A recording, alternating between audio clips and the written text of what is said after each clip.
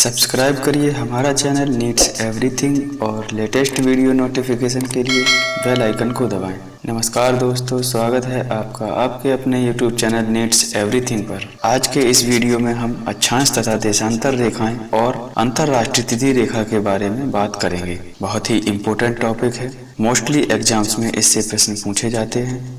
तो चलिए शुरू करते हैं। आज का टॉपिक अक्षांश तथा देशांतर रेखाएं। वर्ल्ड ज्योग्राफी में हम पूरी पृथ्वी का अध्ययन अच्छे से करते हैं।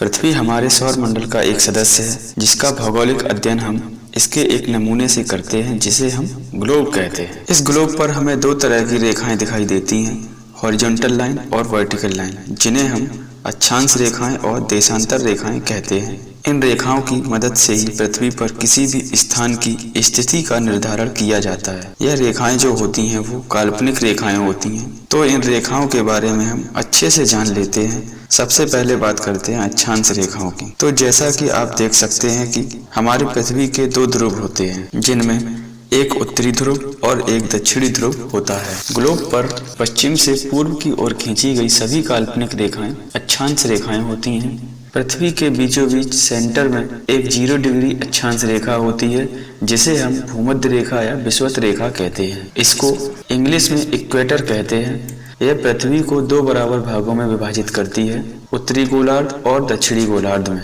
इस 0 डिग्री अक्षांश रेखा पर सभी स्थानों का जो अक्षांश होगा वो 0 होगा, जैसे कोलंबिया, ब्राजील, मालदीव, इंडोनेशिया, ये जितने भी देश हैं ये 0 डिग्री अक्षांश रेखा पर स्थित हैं। तो इन देशों में अक्षांश की जो स्थिति होगी वो 0 होगी। आगे देखिए, इस भूमध्य रेखा के उत्तर और दक्षिण में 1-1 डिग्री के अंतराल में 90-90 अक्षांश रेखाएं खींची होती हैं, यानी कि किसी भी स्थिति में 90 डिग्री से ज्यादा अक्षांश नहीं हो सकता। ध्रुव पर 90 डिग्री अक्षांश की स्थिति होती है। ग्लोब पर सभी अक्षांश रेखाएं एक दूसरे के समानांतर खिंची होती हैं। बहुत ही महत्वपूर्ण पॉइंट है, पूछा जाता है एग्जाम्स में, ध्यान रखिएगा। ग्लोब पर जितनी भी अक्षांश रेखाएं होती हैं वो एक दूसरे के समानांतर होती हैं और दो अक्षांश रेखाओं के बीच की दूरी 111 किलोमीटर होती है। कितनी होती है दोस्तों? 111 किलोमीटर। इस भूमध्य रेखा से उत्तर की ओर 23.5 डिग्री पर जो अक्षांश रेखा होती है उसे हम कर्क रेखा कहते हैं। 21 जून को सूर्य कर्क रेखा के ऊपर होता है। इसी कारण उत्तरी गोलार्ध में 21 जून का दिन सबसे बड़ा दिन होता है। ऐसा एग्जाम्स में पूछा जाता है कि उत्तरी गोलार्ध में सबसे बड़ा दिन कौन सा होता है? तो कौन सा होता है दोस्तों? 21 जून का दिन सबसे बड़ा दिन होता है। अब आगे बात करते हैं दोस्तों, ये जो भूमध्य रेखा या इक्वेटर है, इससे 23.5 डिग्री दक्षिण की ओर जो अक्षांश रेखा होती है, जिसे हम मकर रेखा कहते हैं। 22 दिसंबर को सूर्य जो है वो मकर रेखा के एकदम ऊपर होता है या लंबवत होता है। इसी कारण ये जो दिन होता है वो दक्षिणी गोलार्ध का सबसे बड़ा दिन होता है। तो दोस्तों, दक्षिणी गोलार्ध का सबसे बड़ा दिन कौन सा होता है? 22 दिसंबर को होता है। देखिए, अगर उत्तरी ध्रुव और दक्षिणी ध्रुव को एक बिंदु माना जाए तो कुल अक्षांश रेखाओं की संख्या कितनी होगी? 179 होगी।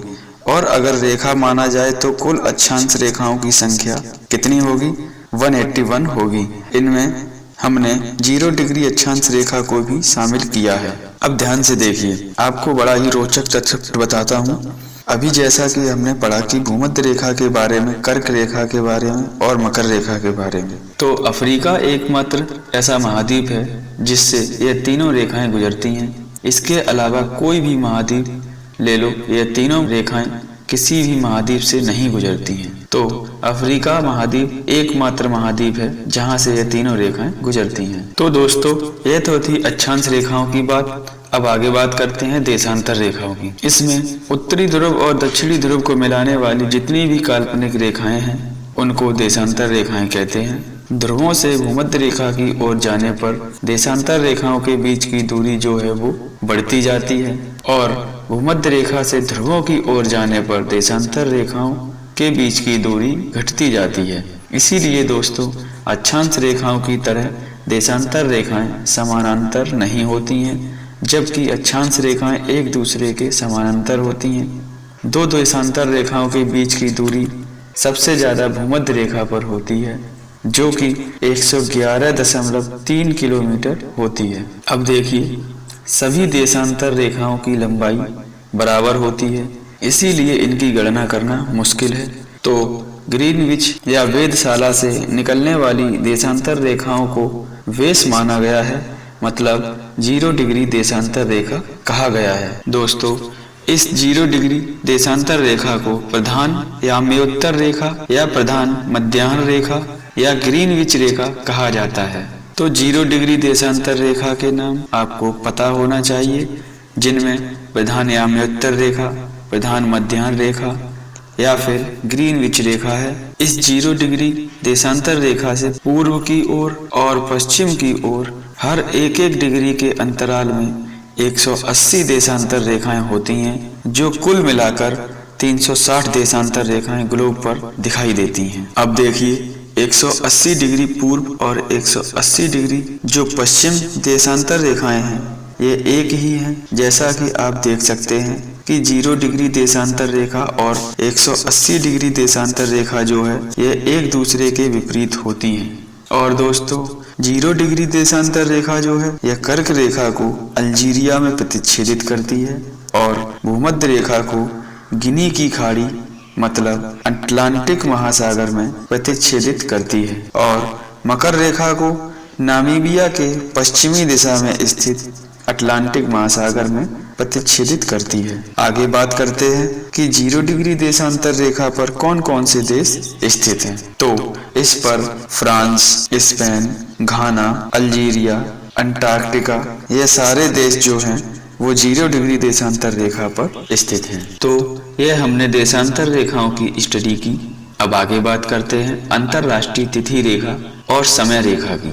तो फ्रेंड्स, 0 डिग्री देशांतर रेखा का उपयोग समय निर्धारण के लिए किया जाता है, इसीलिए 0 डिग्री देशांतर रेखा को अंतरराष्ट्रीय समय रेखा कहते हैं। इसी की मदद से दुनिया में समय का निर्धारण किया जाता है। 180 डिग्री देशांतर रेखा का उपयोग जो होता है वो तिथि या दिनांक निर्धारण में किया जाता है, इसीलिए 180 डिग्री देशांतर रेखा को अंतरराष्ट्रीय तिथि रेखा कहते हैं। ये बहुत ही महत्वपूर्ण पॉइंट है। एग्जाम्स में पूछते हैं कि कौन सी तिथि रेखा है जो समय का निर्धारण करती है, तो कौन सी है? 180 डिग्री देशांतर रेखा। तो चलिए एक एक करके इनके बारे में जान लेते हैं। 0 डिग्री देशांतर रेखा का समय जो है वो यूनिवर्सल टाइम कहा जाता है, मतलब ग्रीनविच टाइम कहलाता है। इसी को वेस मानकर सभी जगह का टाइम निर्धारित किया जाता है। अब देखिए, पृथ्वी अपनी अक्ष पर पश्चिम से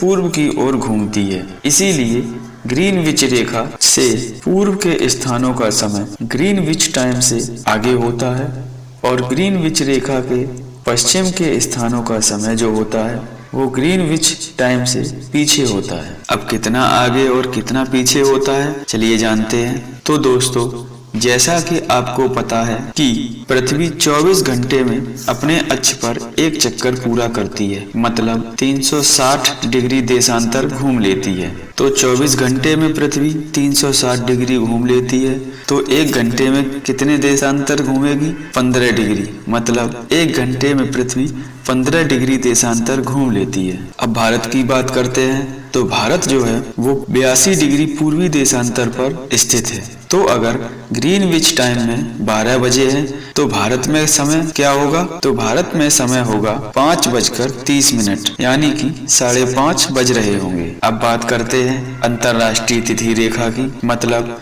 180 डिग्री देशांतर रेखा की।